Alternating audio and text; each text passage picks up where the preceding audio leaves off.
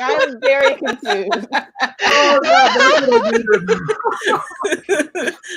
I think we're live. Exactly what I needed to hear. We are live. I edit all this out later on out of YouTube Oh, and that's Facebook. sad. So Oh man, I like the laughter. yeah. That's how we always start our show. Mm-hmm. we need to have a theme song for this show. I'm probably just going to end up just learning ukulele or something. Oh, very good. My friend Isaac plays the ukulele. He does covers. Blackbird. M is here for the beef already in the comments. Okay, let's start this thing. Hudson, sing the intro song for us. Hamlet pig does whatever a Hamlet pig does. Hamlet pig hugs pigs and honks. Welcome to SPSM, everybody. This week's special guest, Jess Stohlmann-Rainey and Dese'Rae L. And we're live. Hey, everyone. Welcome to the brand new SPSM chat. Apparently, SPSM does not stand for anything anymore. I'm your host, Rudy Caceres, and we've got Jess Stohlmann-Rainey and Dese'Rae L stage in this bitch. And so we're the title of this is Critiquing Mental Health Awareness Month. See, I was going to start this show, we're going to do this show just talking shit about Mental Health Awareness Month, and let that be that. But of course, due to prevailing circumstances, which we will definitely get into, we have a lot more to cover than that. And Des and Jess, they said we need to talk more than just this mental health awareness bullshit. So we're actually probably just going to breeze right through that part and get to the news of the moment. I am actually at 6 o'clock here in Los Angeles. We are officially on curfew in Los Angeles City. So let's get into the swing of things. Without further ado, if you're watching this live, please let us know that you're here. Let us know that you care. The whole world is on fire. But just like a cheap bottle of wine, SPSM chat is here to get you through the darkest times. So let's go around our round rectangle. And first, let's get to our co-host. I'm Rudy Caceres, by the way. All right, so let's get on to Carly. Hi, I am Carly. I am a neurodivergent member of the peer workforce who is an avid harm reductionist and anti-hope pioneer. Black Lives Matter, defund the police, and please stay safe, protesters. Did you read that? Yes. Mm-hmm. Okay. All right. And our next co-host. Anti-hope. Does that dirty 4-letter H word? Like anti-hose. We don't allow hose. All right, the pig daddy himself. Like we love hose. What? We love hose. My name is Hudson Harris. I am a mental health advocate and system designer in San Diego. I am a dad of 2, and I've been posting a lot for those of you who follow me about how I talk to my kids about race. How to have uncomfortable conversations and how we have to really look at these issues directly. So I second what Carly said, Black Lives Matter. If you're protesting, stay safe, and looking forward to tonight. Okay, let's get on to our guest of honor. And I feel kind of weird saying this, so let's just, because you've been on the show more times than me, Dese'Rae. So for those who don't know, shame on them, but just quick intro, tell them all who Dese'Rae L stage is. Dese'Rae Stage does not like to talk in the third person. So I created Live Through This, livethroughthis.org, which is a series of portraits and true stories of suicide attempt survivors across the United States. I also produce and co-host Suicide and Stuff, which is a video podcast with Jess. And I do various other things around suicide, and I'm pro-ho and anti-hope also. Yes, and you know, real talk, I know you've had a hard week, so I'm really glad that you made it here. And so I have nothing but love for you, Dese'Rae. Thanks. Des, I think I hear your kids screaming. Mm-hmm. You do. Yeah. Des, as one parent to another, I just want to say congratulations on not murdering your children. I, too, have not murdered mine. So super close. Speaking of murder, tell the whole world who Jess Stohlmann-Rainey is. Wow. Murder. Oh, I haven't murdered anyone yet. So I am a mad queer voice here. I live in Denver, Colorado. I'm an activist and community worker. I also participate in research and writing sometimes. My kind of focus is on ethical, justice-based emotional support, especially for people who are victimized by forced treatment, who are self-harming, are impacted by suicide or use drugs. And I hope everyone who is out fighting the good fight tonight is also staying safe themselves. But take police stations and take their cars and light it all on fire. Would you say at this point you're here for the revolution, violent or otherwise? Well, I think it has to be violent, so sure, yeah. Okay, so before we get into our questions, I just want to check on to see if we got any comments. We got lots of love. Hey, Karen, how are you? Hey, Em, how are you? Oh, your mom. Angela's excited. The fuck were you guys last week? Okay. Okay. More anti-host.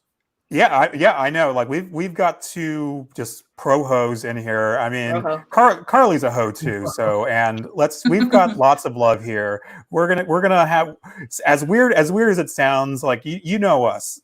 Dark shit happens in the world, but we still find a way to laugh about something. God damn it! So, if you're on the Twitter chat, hello, make sure to introduce yourselves and give a little intro of what you do, where you're from. It's already assumed that you're not speaking for your employer.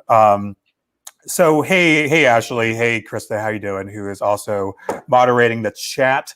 Let's get into the swing of things. Hey Andy Brown, are you writing right now, Andy? You better be in that shirt, in those glasses. You better be lighting shit on fire. Question number 1.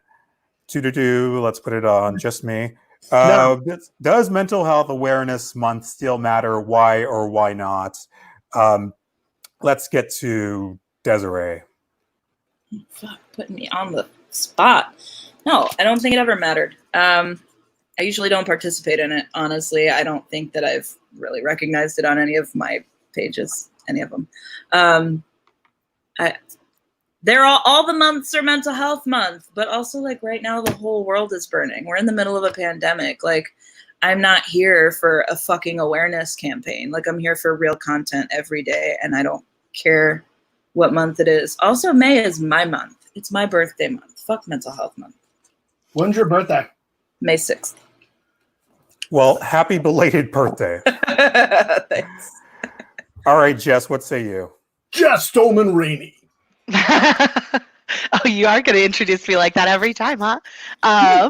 So I hope so. I don't think Mental Health Awareness Month ever mattered. I think it's often been really driven by people who are not the people who it's purportedly is about. It's often driven by like family members who are pretty active around trying to increase the involvement of forced treatment in people's lives and are pro forced medication and take a biomedical approach to mental health. So just a lot of bullshit and fuckery. And then like everyone saying, oh, like I care about mental health, but like, no, I'm not going to make it accessible for people to work in my workplace, or no, I wouldn't let someone with schizophrenia watch my children, things like that. So I don't think that it's really helpful for any of us. I also don't think we even know what mental health means. We have all kinds of diagnostic criteria and like science about what it means to be mentally ill, but we don't have a definition of health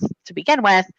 And on top of that, I think that this sort of our standards around what health even means is built around productivity and like whiteness and white culture. And so what you end up seeing is like capitalism and white supremacy seeping into those definitions. So then anyone who's existing outside of those norms, like queer people, non-white people, all kinds of things like that, people of color, all of those folks are going to be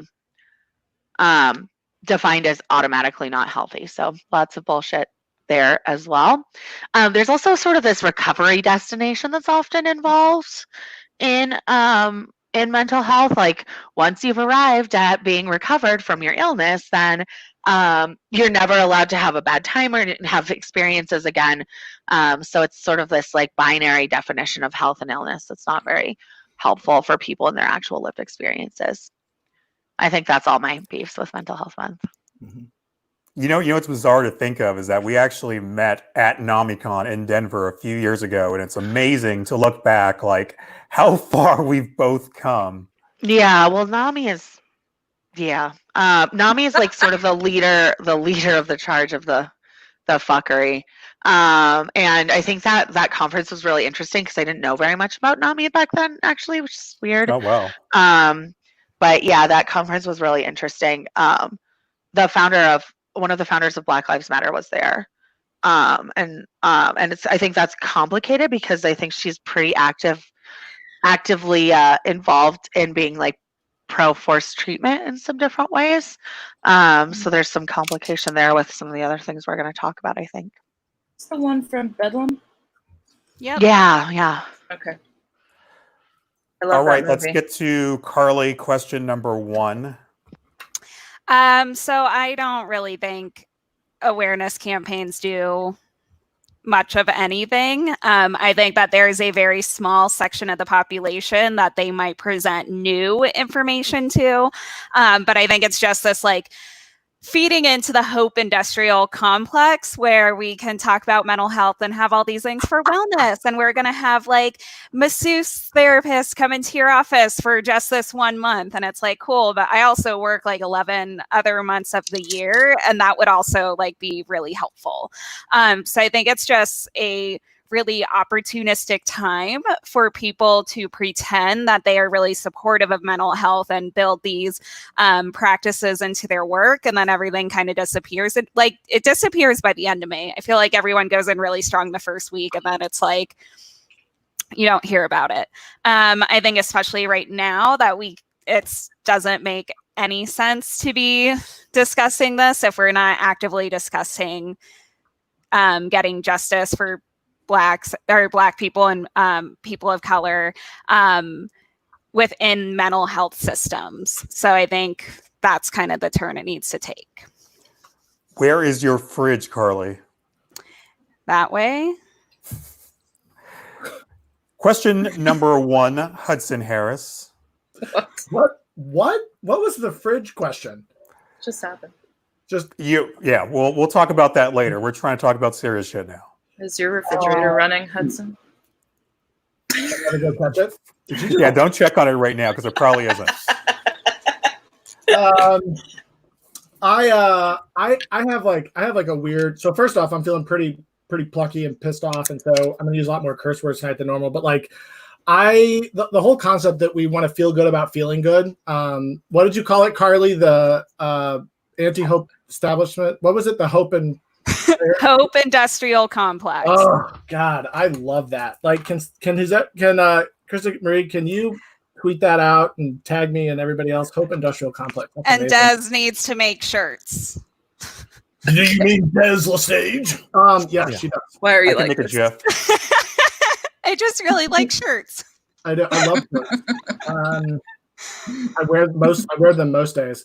I have a thing about like I feel like the United States and I can really only speak there in terms of like these types of groups is really good at creating groups to be about having a group to talk about and not pointing at any particular organization. But like, I mean, if you look at like, Susan G. Komen way back in the day, like there was a point where 11% of their dollars were going to cancer research.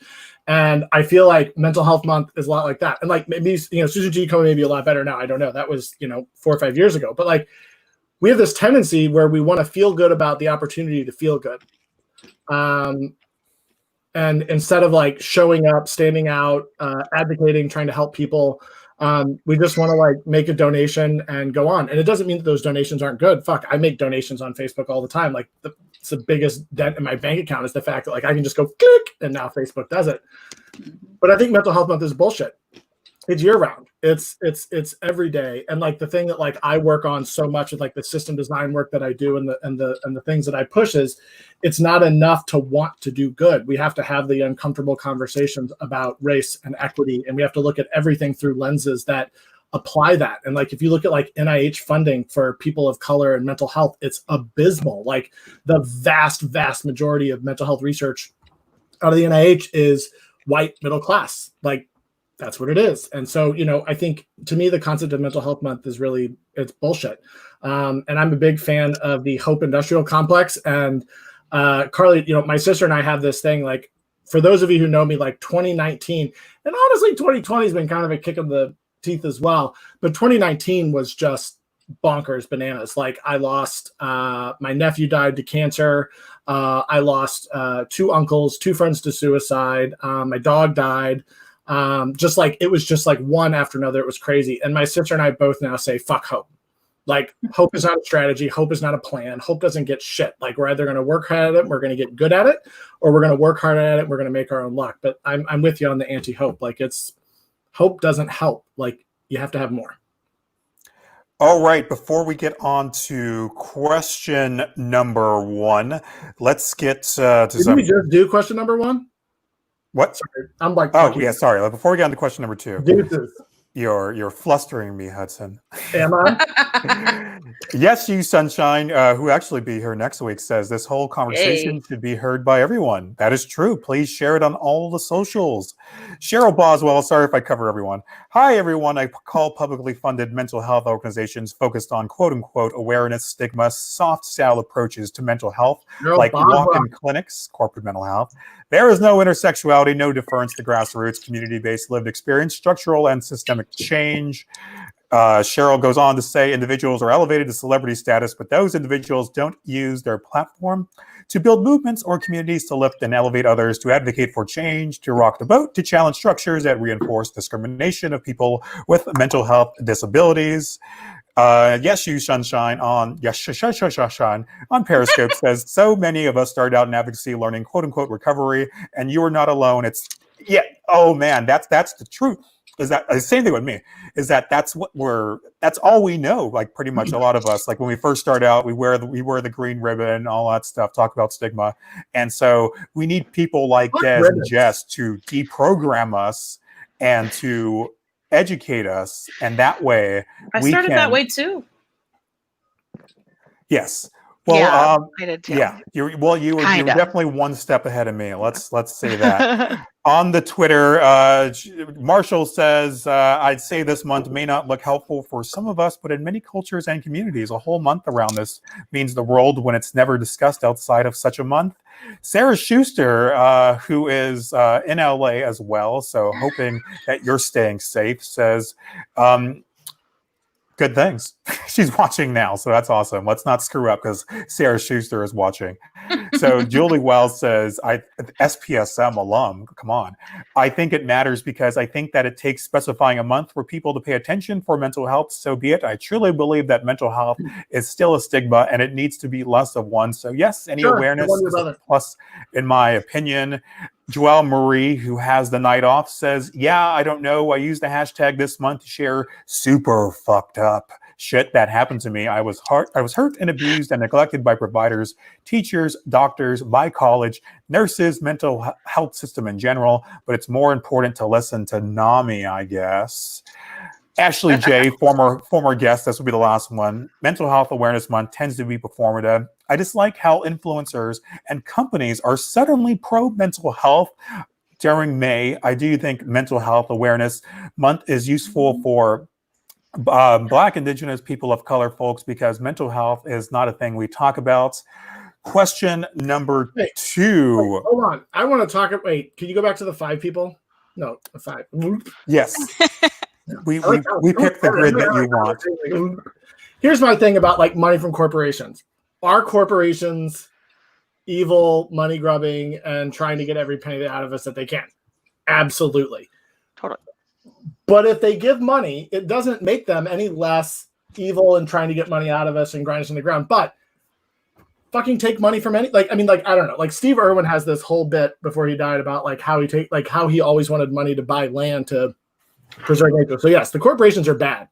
Like I did federal employer FELA law, which was against the railroads. And like, I will just say this, everything you think in terms of like how evil railroads are, like the mustachios, like that's exactly it times 10. Like banana pants bad. Like invention of evidence and fabrication of witnesses and all sorts of shit. So like, yes, they're bad, but fucking take their money and put it to good use. Like otherwise, where's that money going to go? Like AstroTurf organizations.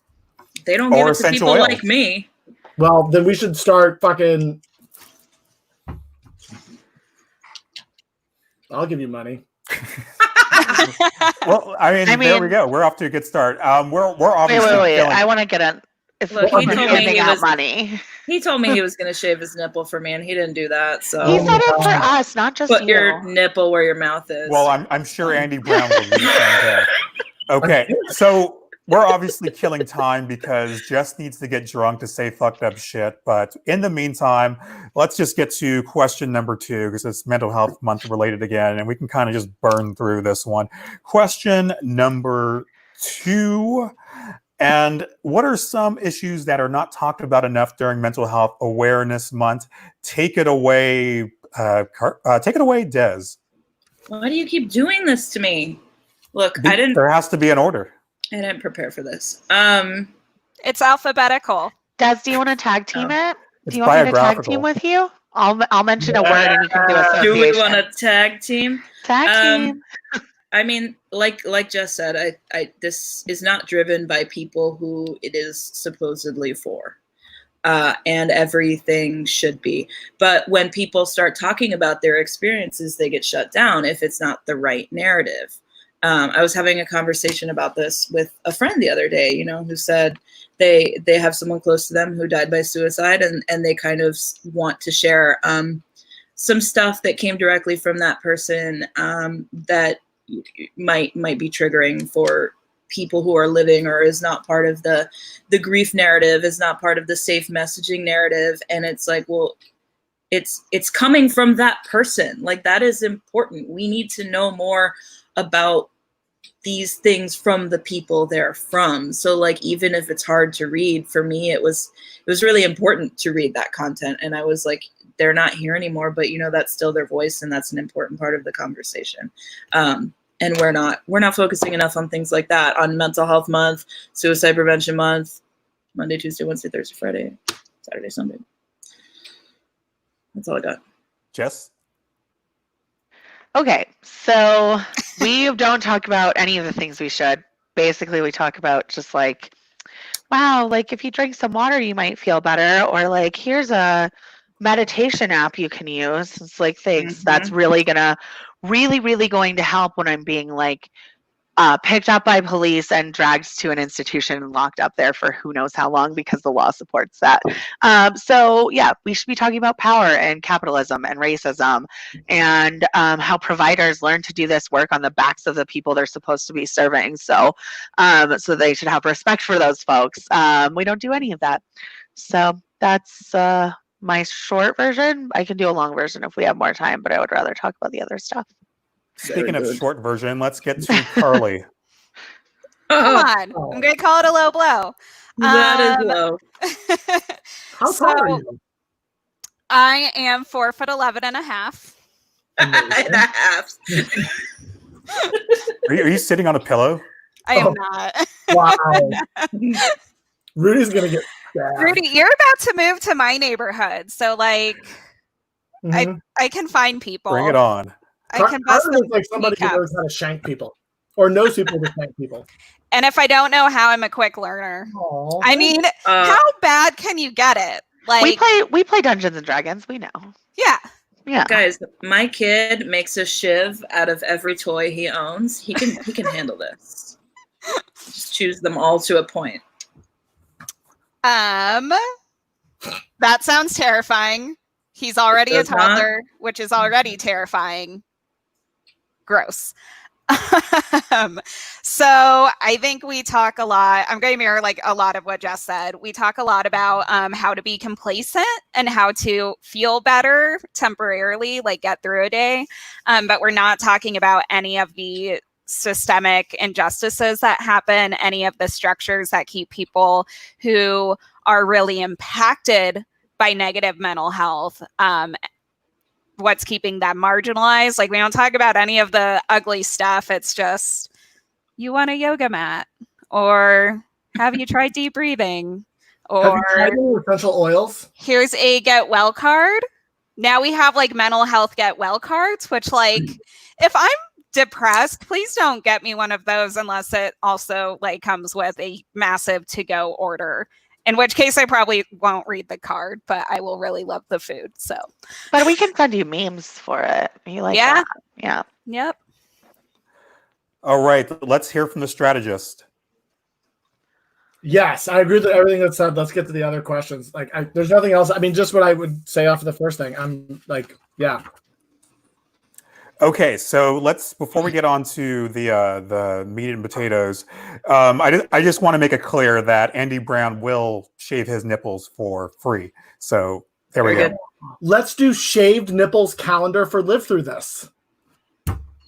No. Wait, what if we don't have to save our But do you not like nipples? money? Then that Who's means we gonna- don't All my participate. good Buy ideas. it. Every single good idea, you're like, no shaving, no dressing up like a unicorn at AOS. Like, this is bullshit, Des. I don't think I would have ever said no to that. Did I say no to that? You did. I don't believe you. This doesn't sound like it does. Okay, so I see you all on Twitter. I'll try to circle back to everyone on Twitter, but I got to get to our third question. So, like I said, I was planning on having all the questions being about Mental Health Awareness Month, but there's bigger things going on in the world, very horrible things. So Jess and Des, I asked them, like, do you have questions to suggest? And they gave me some doozies, and I was like, okay, that's what you want. You didn't include my doozy. Oh, what's the doozy? I want to hear it. My doozy was fuck the police. Am I right?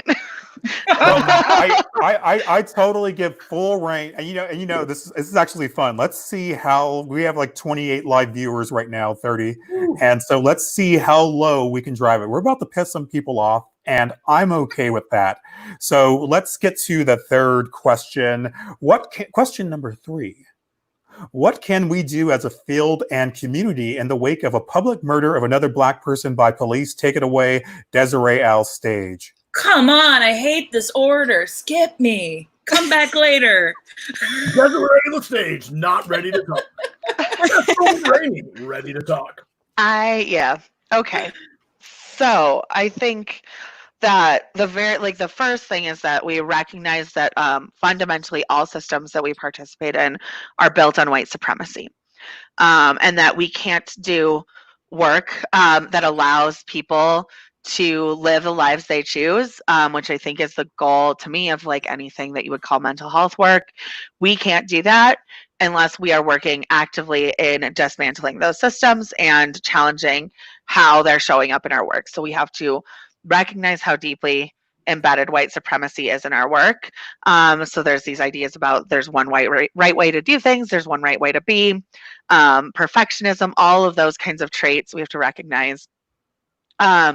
We need to show up at the times that matter most. So like if your organization isn't doing something right now, or your work isn't doing something right now about the violence that has happened, if we're not making statements about it, if we're not taking a stand, that silence is complicity at this point, and that's not an okay way for us to be, because we already know that people of color are not accessing mental health services because they do not help them. We know that it's not safe for them to do that. We know that the same systems that support police brutality also support brutality in the mental health system. That all needs to be challenged. So we need to be doing the work right now, and being vocally and through action showing our support for the people who are being harmed. Yeah, something I hear here and there is from white people and saying like, well, I'm white, I don't know really what to do. Like, I don't want to like speak on behalf of Black people, or I don't want to ask get a weird. Black person. Like, are you fucking kidding me? That's so stupid. It's so frustrating that people. So I hear the same thing. But like, if you don't know what to do, ask the people you're trying to support. That's absurd. Yeah, and to be And to be clear, like I get it. We're No, all I white. I know. We're- Yeah. We're all white in here. I guess I'm white passing, even though I have like Latinx, whatever. If you are black, if you're someone who really wants to talk about this issue and wants to come on SPSM chat, I'm all for it. So DM at SPSM chat on Twitter. I want to make sure that we're doing justice to this topic because you're damn right, there is a tie to suicide. So much more so than many other topics. So Yeah. again, reach out to us at SPSM chat on Twitter if you want to talk about this, and we will give you the space. We'll give you the platform. Are you ready, Des, or do you want to go on to Carly and Hudson first? Wait, can I say one more thing first? Sure. So I think that the other thing is, like, if you find yourself in a position where you don't feel like you have people of color to ask how you can support them, that's a big sign that you need to do something differently too. That means that you're doing all of your work only surrounded by people who come from the similar perspective as you, and that you're definitely actively participating in white supremacy. All right. Let me just go do it like this. Who wants to go next? I'll go. All right, Hudson. I just want to first off, so just right now in San Diego, things are getting pretty intense. There's protests downtown. There's protests in a couple other areas, and the police have now started using flashbang, tear gas, and rubber bullets on what were peaceful protesters. So like I've been posting a lot today about how this shit is happening. Can you put the question back up? I totally forgot what it said. No worries. Yeah. I really thought hard about what I wanted to say. And like, honestly, even if I was the right person to be on tonight and to talk about this, and it's something that I've been working on for like a couple of years. And I had the opportunity to speak at an international conference and to give to basically, oh, I'm sorry. Yes, you may have the cookie. No, Yeah. I said Oh, thanks. Okay. That's good. Thank you, dude. I appreciate it. Do you need a refill on water? I'm good. Thank you so much.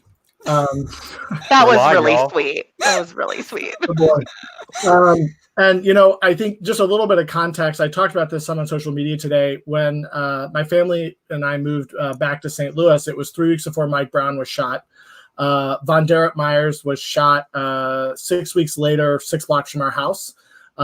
We had protests up and down our street, and it was a remarkably challenging time to be able to talk to my son about racism and race.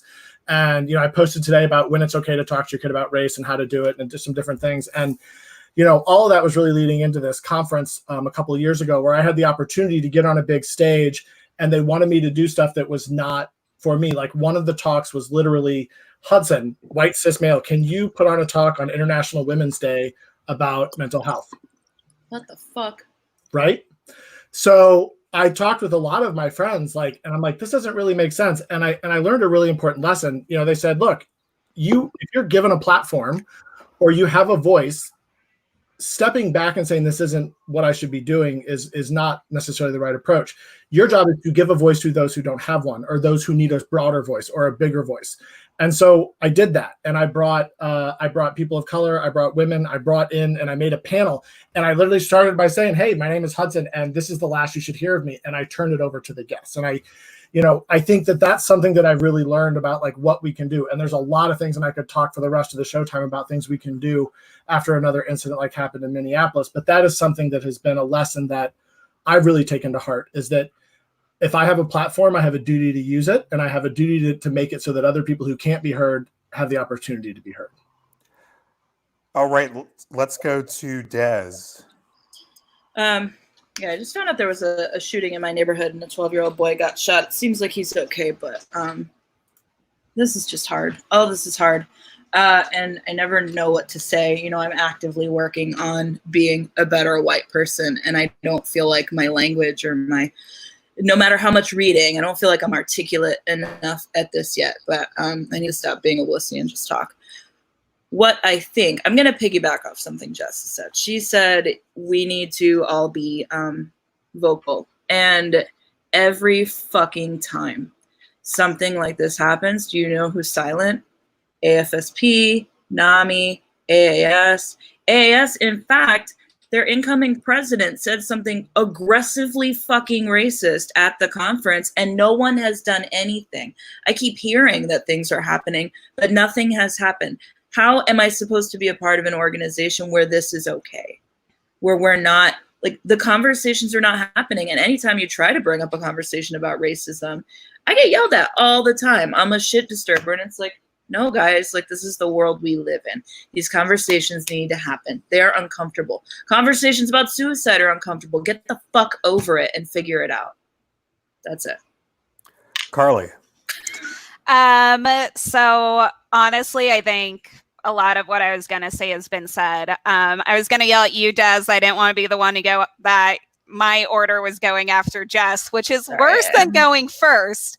So, okay. Wait, why? Okay. So the few things I'm going to add is I think going along with the vocal piece is like not being scared to say white supremacy in a room full of white people. Mm-hmm. That is something I experience a lot in the mental health field is we do a lot of tiptoeing around talking about systems and how some people are marginalized and we don't hear the word oppression. And if you say white supremacy, then it is, oh man, this person's getting really radical and it shouldn't be radical to talk about white supremacy, and it is. So I think first and foremost, like, y'all have to have white supremacy in your vocabulary, using it all the time, using it in different spaces. I was also thinking about not just this field, but in education, especially at our local school district, there are tons of resource officers. And this is a school district that nurses are part-time at school. So you'll have a nurse like 2 days out of the week, probably half days. You're more likely to have counselors, but for the most part, your school resource officers are where a lot of this money goes. So I think looking where we can stop having police influence in many different areas, I think needs to be a part of the conversation as well. All right. Wait, I want to say one other thing. Sure. Like from a parent perspective, and like it chokes me up to even talk about like how hard it is to talk to my kids about it. Like, but I really tried to embrace this idea that I want to have uncomfortable conversations. And so like something that I'm encouraging some of my parent friends to do is don't turn down your radio when they start talking about it with the kids in the car. They need to know. You have to be able to talk to them that a man died because of the color of his skin. And that it doesn't matter any of the diatribe or the rhetoric or the shit that happened in the past. All of that is just bullshit. And like, I've had people all over my Facebook and social media today talking about like, well, you know, it's just the bullshit we all know. So like, that's the other thing, turn up the radio, let your kids listen, and then have the hard conversations. Because if we don't, like as parents, start like fucking telling our kids what's going on, it just keeps happening. Like that's like, turn it up. All right, let's get to some, before we get to the fourth and final question, and there are bonus questions, I'll have you know. Let's get to some comments, and great comments, Ashley J. on Twitter. I see you as well. Black families are having these conversations with their children at 3 and 4 years old. They must. Brianna Green says, you should have seen my mom's face when I said, quote unquote, white supremacy and colonialism the other day. Joel, who is one of our co-hosts, who hopefully will join us again next week. So how do we do this work if we are censured for speaking up? Does speaking up actually work on most white people? Joel also says, this is the truth. I've been expelled from various online groups for calling people out, even gently, for racism/sexism/homophobia. Keep calling it out anyway, though, Joel. One said we stopped paying membership dues. Angela says, I'm from St. Louis and I've lived there my whole life. We should be friends. Who else lives in St. Louis? Did I miss something? Hi, Angela. I'm Hudson. I lived in St. Louis for like forever and I grew up there and stuff. So I'm with you. Hey, yeah. Let's talk about St. Louis. I actually met Dese'Rae in St. Louis, so it's all good. Question number 4, and we have got another doozy, and that's totally fine.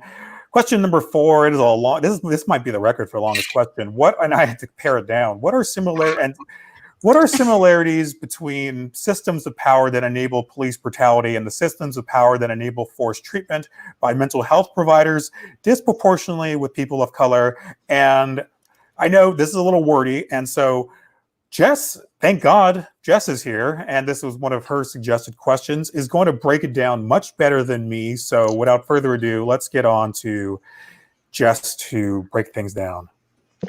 I think that all systems of power are interlocking and they all support each other. So as we do work to address how power is showing up, the goal would be that you address them across institutions.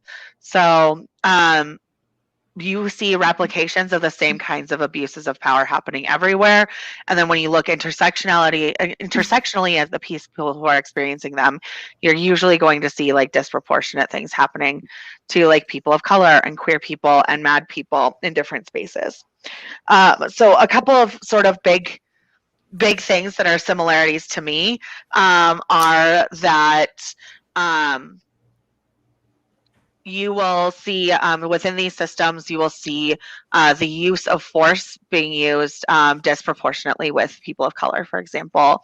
If you look at, so I've looked at our state data for how seclusion and restraint are used in and who is being put on holds and things like that.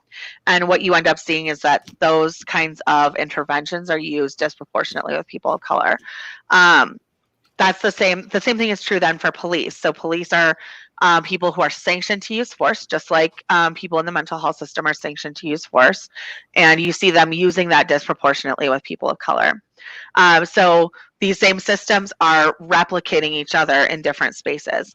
And often they sort of serve each other. So you'll see like the carceral system and the mental health system moving people back and forth between them, and who is going to get which treatment by which system is going to be based on their race, their gender, and other things. So that's those two systems are inextricably intertwined. I think that they have different impacts on different communities, and I wouldn't by any means say that what is happening like on a street where you see a person of color getting pulled out of their car by police and them putting their knee into their neck until they die, like that's not necessarily what you see happening all the time in mental health facilities, but the systems that support that are the same. Yes, and before I forget,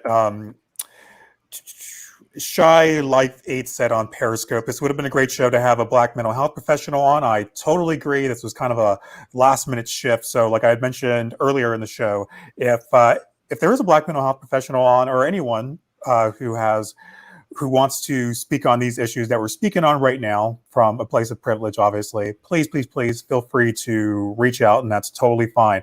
Okay, so let's, Hudson wanted to speak next, right? Did I get that right? Sure. Yeah, it's great. Sure. So I thought a lot about this one too. Do you remember talking to me about agency? No. It was a while ago, probably like a year ago. We had a phone together? No, No. not even a flicker. Okay, so hugely impactful conversation for me, which is like just a lesson. Like you never know how you're going to impact people, but like I feel like I've been in mental health a long time, and I've been like an advocate for a long time, and I try and understand and grow and expand my viewpoint and opinion as much as possible.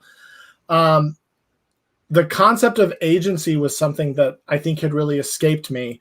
I think I understood it from a outside perspective, and I don't even remember what it was, Des, that you said that really finally made it click. But like, the concept of self-determination is like a core to who we are as like animals and like mammals or whatever. Like that ability for us to figure out exactly what we want to do and how we want to do and what works for us, and like making those choices, whether it's suicide, whether it's whether we're trying to exert our right to not be a part of a system, whatever it may be. And like I wanted to like say that is because that was such a unbelievably helpful education for me of like the power that people have to have in order to be able to live their lives. And I think that when it comes to like police brutality and mental health providers, I think the statement like they have the authority to use the power, they're sanctioned to use the power, but they're not trained. And when you get into mental health institutions, like the people there have the authority because they're given that authority, but they're not really trained. And so, like, whether it's the people in the institutions or it's the people putting them away, or it's the attorneys that are working on it or the judges or whomever, like, we're taking away people's agency and we're treating them like they aren't people, they aren't humans. And whether it's the police that are doing that with their knee on someone's back, or, you know, shooting somebody, you know, Mike Brown is just always going to be one that sticks out to me. Same thing with Von Derek Myers. And, you know, we've created a culture in law enforcement and in mental health where we don't believe that people can take care of themselves. And we don't believe that people should have the right to determine their own lives and their own desires. And, like, I can't tell you the number of times I've been in conversations with people who are like, well, we have to put them in housing. Well, what if they don't want to go into housing? You know, like, even just some of the core aspects of how we look at people and work with people, it's dehumanizing. And I think that, to me, at the root is really this idea of we're either going to support people's agency or we're going to push to dehumanize them and take that away. Let's go with Des. And I do appreciate you calling me out in the private chat. Like, it is my responsibility, our responsibility, to do the work and not expect people of color to provide us with guests. So I actually do know a couple people who would be great fits. So do I. Be on the lookout for that. So thank you for keeping me honest, Dese'Rae. If you were in a social work program, they'd say I was calling you in, Rudy. There we go. Anyway, social work. I love it, and also it's like, stop. But also, like, that calling in thing is all about, like, making it feel comfortable for people, and I don't think that anybody owes us calling us in. Well, I guess it's because we're friends here, so right. Yeah. The tone I would take with you guys is much different than the tone I would take from a stranger. I have things to work on. It's fine. I think when, like, to answer the question in a very literal way, the similarities between systems of power that enable police brutality and the systems of power that enable forced treatment by mental health providers, they're run by white people. Like Carly said, to say white supremacy. So these are white supremacist run systems of power. And, like, I'm so involved with AAS, specifically the American Association of Suicidology, and you go there and it's just all white people. It's a sea of fucking white people, mostly straight, and a lot of them are older. Like, we're considered young in this field somehow. I'm 37, like, I'm not super young. This shit has to stop. Like, there are Black people, there are Pacific Islanders, like, there are all kinds of people of various shades of brown and Black who are being affected by the carceral system, who are being affected by the mental health system, who are forced into doing shit they don't want or need by white people who don't fucking get it. Like, that's it. Those are the similarities, and it's got to stop. And we have to be making the effort, you know, as the white people who have been here this whole time. Like, we have to be shit. It's not up to them anymore. They've been fighting for, I can't do the math, a long fucking time. Over 400 years. Thank you. To just be able to exist without having to worry about being harmed by us. What the fuck is that? What the fuck is that, Carly? Well, now, Des, I have to yell at you because now you're the mic dropper and I have to go after you, and this is bullshit. I'm sorry. Yes to what everybody said. I would also add that where I see similarities. So, like, when I talk about the mental health field, a lot of what I'm talking about too is like substance use field and work and addiction work. And so what I'm really seeing right now, especially like between explicitly substance use treatment and the carceral system, is just like how fucking arbitrary the rules are if they decide to make them arbitrary, and who has to follow those rules. So obviously we see that with cops, like who they are brutalizing, and they are murdering Black people for things that white people do all the time and get away just fine. How many Black people are we going to see harmed in these protests versus how many white people? Like, that is an arbitrary rule that we're moving the goalpost. And so you see that in substance use field a lot too as well, where it's like deciding who has to follow the rules, and it tends to be the higher you are on that privilege spectrum, the less rules you have to follow. You actually might never have to seek out substance use treatment, even though you could have some really challenging, problematic use, because you have X, Y, and Z resources keeping you from drug courts. And so then we talk about drug courts where people go through hoops and leaps to try and get out of this system for doing things that white people are doing all the time. Free every single Black person in prison with any drug charge, most charges, probably none of them belong in there. Nobody belongs in jail. So I think that's like where I see a lot of the bullshit is just like these arbitrary rules that not everybody has to follow. And the more privileged you are and the lighter your skin is, the less rules that you have to follow. All right, let's get on to the bonus round, and let's just go with Jess first because she was the one who suggested this. What's the problem with saying all lives matter, Jess? Because like with it, we're working within systems where that's not true. So every time people are saying all lives matter, what they're saying is that they don't want to have to focus on making sure that Black people's lives do. You know what I find interesting? I see a lot of, not a lot, but I do see white people who are uncomfortable saying Black Lives Matter, like spelling it out. And so when they want to be critical or talk shit, they just abbreviate it. Just I find that interesting. What do you think of that? Oh, so they'll just say BLM instead of Black Lives Matter? Yeah, because saying like I'm against Black Lives Matter sounds pretty fucked up. But if you say like I'm against, it's like Antifa. It's like it's short for anti-fascism. So you're right. Against you're whatever. You're pro-fascism, yeah. So seems that way. Yeah. Anyone else want to tackle that, or do you want to continue, Jess? Are you drunk enough? Yeah, I'm drunk enough. I mean, not really, but I'm. Are we gonna do a can check? Like, should we do a shot? What are we all on? I don't have shots to do. I'm good. I drank my own. This is empty. I don't. So, I think that there's this this desire from white people to like use universalizing statements because it abdicates some of responsibility. And then once you can sort of make it about like, oh, it's about everyone, it's not just about these people, or don't have to focus on these specific things that are happening, it just neutralizes it and it becomes it depoliticizes it. It's just like the people that want to say I don't see color, like that ends up just promoting racism. So I think that's all. It all comes from the same kind of place. What do you think of the term Blue Lives Matter? Oh my fucking God. Yeah, I just like don't believe in policing. I think that like we have a system that was built on like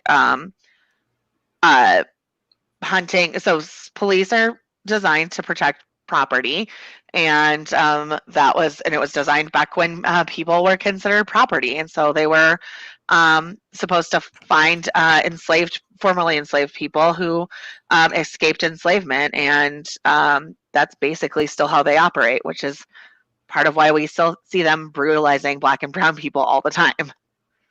Can we still have the fashion police? Yes. Only form of policing that is acceptable. All right. Anyone else want to jump in on any of these bonus questions? Oh, yes. The last bonus question. Because Jess, fuck the police, am I right? That is not my word. That is Jess. So Jess. Oh, yeah, that was my question. I said fuck the police last week. So who am I shitting? Yeah. Okay, Jess. Can you put my... Oh, sorry. I thought... Sorry. Oh, my suggestion was just that question number 2 be fuck the police, am I right? So. Yes, you are right. In fact, continue. Me continue? There's not a lot more to say. I just think that it's like, there's a terrible response to dealing with justice, and it doesn't promote accountability. What is everyone pointing at? Yeah, well, and like You. All Lives Matter isn't about justice, right? And so like that's what Yeah. makes it shitty is like when we're talking about Black Lives Matter, we are talking about justice. And if you're Yeah. saying All Lives Matter, that is part of the Hope Industrial Complex.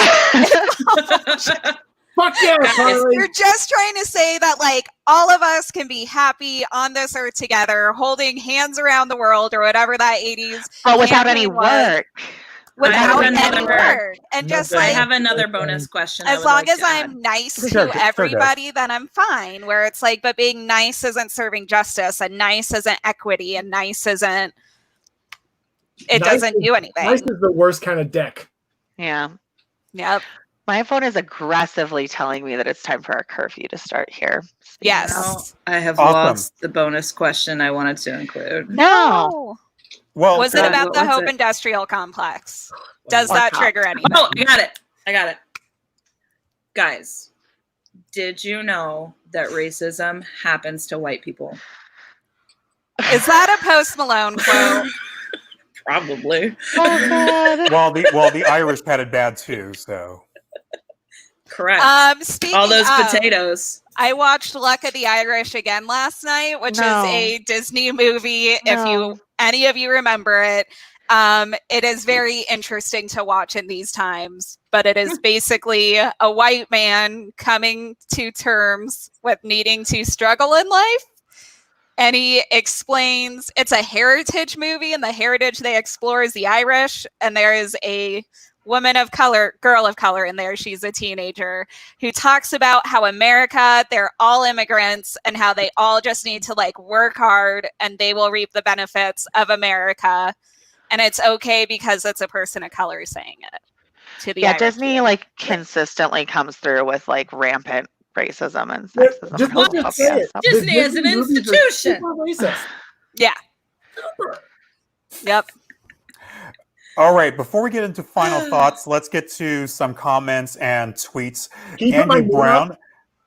Can you do the thing where you push us to the side and you put my meme up? Because I found a meme for our fourth question. Put it Did up. you really? Yeah. Can We'll fuck you? around with memes.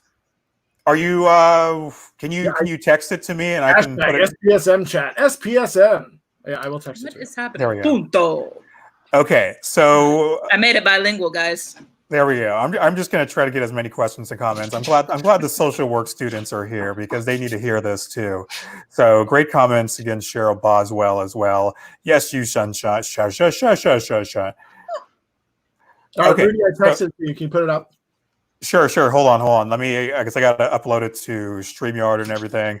So thank you for all the comments. Thank you, Ashley J. I just want to get some. Thank you for the comments, Joelle Murray and Sarah Schuster, who says restraints in psych hospitals used disproportionately on people of color. I believe that was a quote of you. Okay, here we go. I got your comments. Let me just. I had to. What are you doing, Jimmy Hudson? Okay. So I'll upload it while we're doing final thoughts. But great tweets and comments, everyone. Keep them coming. So even after we're done live, I always try to check back comments. So let's get into final thoughts, and let's just go to Jess. Jez. Are we Let's go to Jess. Was that me? Can we not? Like that's Jess Stohlmann-Rainey coming at you. Oh God. Yeah, good. Okay, I like that better. I don't know if I have a good final thought. I do think that it's like now is a really important time for white people to like show up and to show up in ways that are meaningful to your community. And the only way that you know what's meaningful to your community, I don't mean like your community of people like you. I mean the people in the place where you live. The only way you know that is by being involved in it and asking those questions and then doing the work. So start there. All right. Let's go on to. Do you want to do final thoughts, Des, or do you want me to come back to you? I Word. mean, I'll talk. There we go. My final thought is that we need to stop being shitty as white people. Like, this doesn't really require a lot of effort. And if you were to ask my wife, where I was 4 years ago, what she would tell you would be fucking embarrassing. But we have to do the work. Like, what the fuck are we here for if we're not here to be better and to do better and to give fucks about the people around us? We have to do that. We have to be that. We have to be better. And like, it's not that fucking hard. Pick up a book, talk to some people, just care about the people around you. Like, figure it out. The world is on fire. Girl sent predator drones to Minneapolis. Yeah, fuck that. Yeah. What the fuck, people? Like, Denver was one of 7 protest sites that were being watched by the military. Yeah.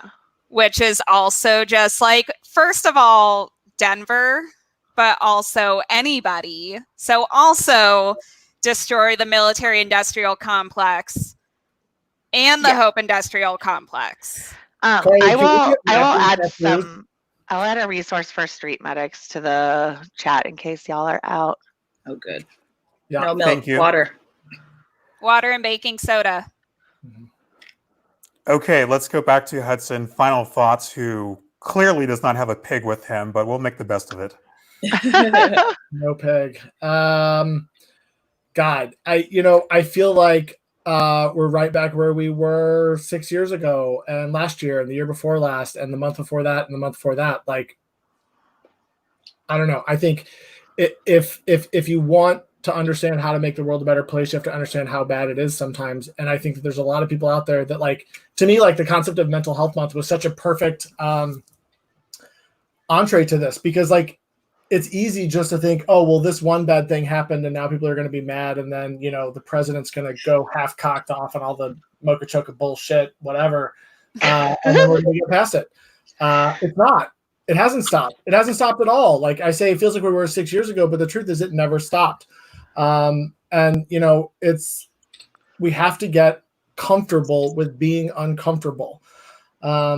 I had a dear friend who was I grew up with, and found out they were 4 or 5 years younger than me, and found out not long after we lost touch, they became just unbelievably racist, like the worst kind of racist.